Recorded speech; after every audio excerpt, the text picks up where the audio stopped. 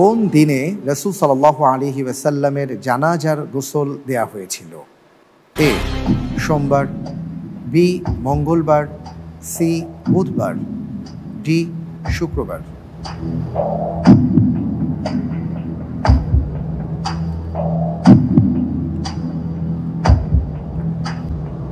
জি আলহামদুলিল্লাহ, আমি উত্তর হিসাবে বেছে নিচ্ছি সি বুধবার।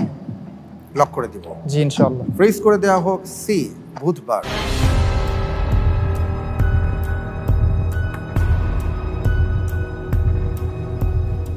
রাসূল সাল্লাল্লাহু আলাইহি ওয়াসাল্লামের জানাজার গোসল দেওয়া হয়েছিল, আপনি বলছেন বুধবার। জি, আপনি যে উত্তরটি দিয়েছেন আপনার উত্তরটি সঠিক হয়নি।